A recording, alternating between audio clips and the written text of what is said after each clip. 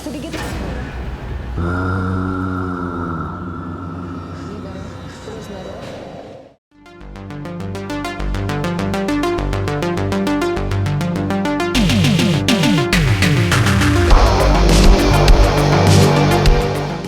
Sumala is a 2024 Indonesian horror movie, and this is actually based on a real folklore from Indonesia, a particular area of Indonesia.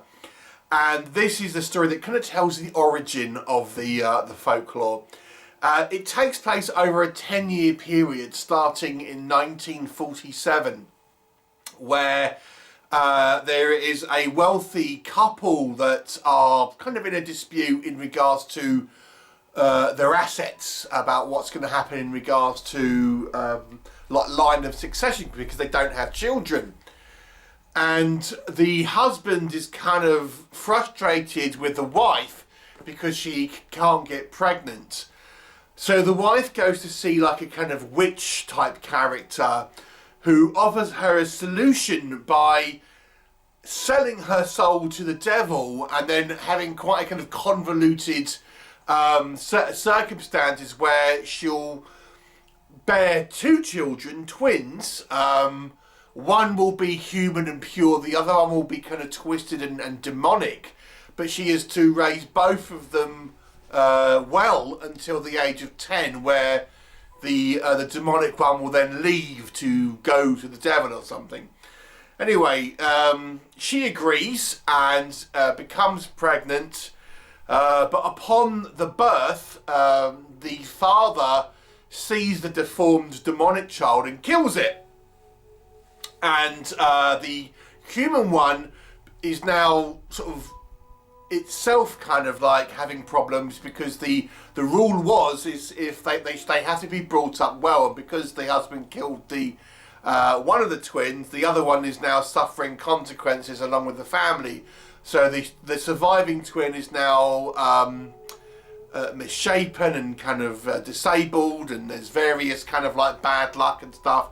And then it's the kind of the first 10 years of her kind of growing up, but she is now sort of getting possessed by the spirit of this dead demonic one and causing problems for the family and the local villagers. What will happen? You'll have to watch the movie and find out. So let's discuss what I think works in this film. So I say, based on a kind of existing legend from an area in Indonesia. So this is quite an interesting idea, fleshing out the kind of the reasons how this kind of came about.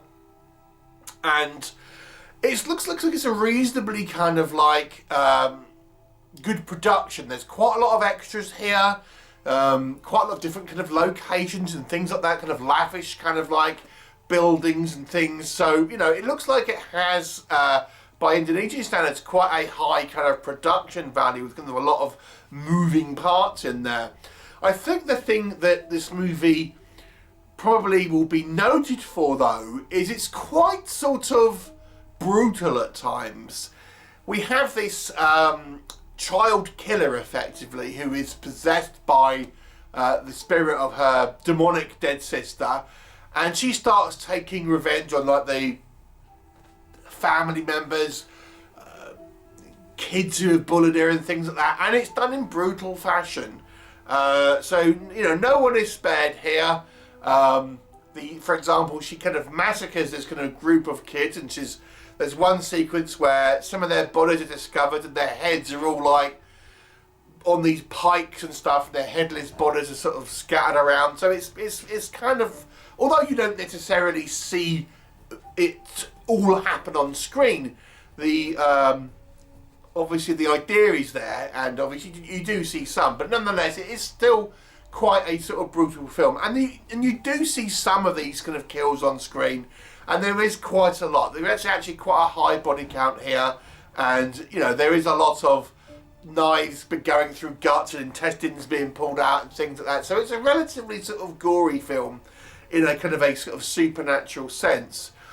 And obviously, I think there is some issues about how child abuse can affect people, and obviously the surviving sister is suffering abuse because, you know, she's kind of, as I say, physically disabled, and the father kind of like is cruel to her. The mother is sort of dismissive. The townspeople are sort of bullying her, so she has all this kind of abuse. The only person that's kind to her is her aunt, and it's obviously that sort of, you know, a metaphor really for what abuse can kind of ultimately manifest. And obviously going to the supernatural extremes in this case. VFX wise, I say it's reasonable as well. There's this kind of there's pretty kind of like decent sort of VFX, I would suggest. They look pretty good, and they don't go overboard really necessarily. But what we do see, I think, is pretty strong. So, you know, there's some good things to kind of recommend this movie. What doesn't work in this movie? I mean, I think the plot is entirely predictable, I have to say. And it's one of these films which has a kind of a scene at the beginning of the movie which takes place in the kind of the future and then kind of tells the story.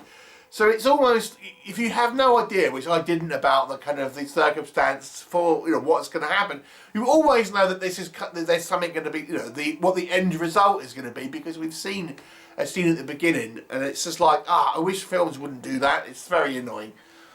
But I gotta say, yeah, it's particularly kind of predictable in regards to this, and it's like a slow-moving crash in a way, because you just sort of see, you know, okay, all of these things that are happening, and it's sometimes a little like, okay, you know, and it's a bit long.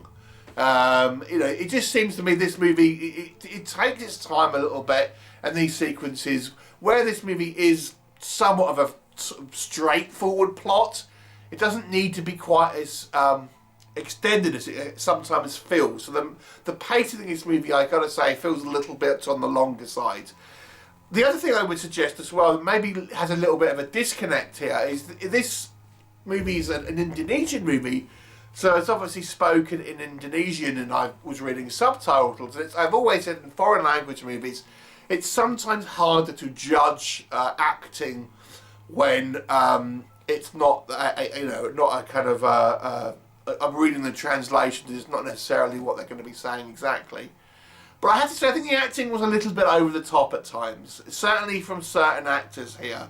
And it almost seems like a kind of a dark cartoon in a way. Some of the way these overactions seem to kind of happen and things like that. And as I say, it's kind of like when you get to the end, it's kind of exactly the end you're going to be kind of expecting here. You know, it's gory, it's kind of decent special effects and stuff, but ultimately you kind of expect what's going to happen. And there's no real surprises here. Ultimately, I think it's a little bit kind of like poorly paced. I'm going to give it a 5 out of 10. Have you seen it? What did you think of it? Leave me a comment, and I shall look forward to seeing you next time. Bye for now.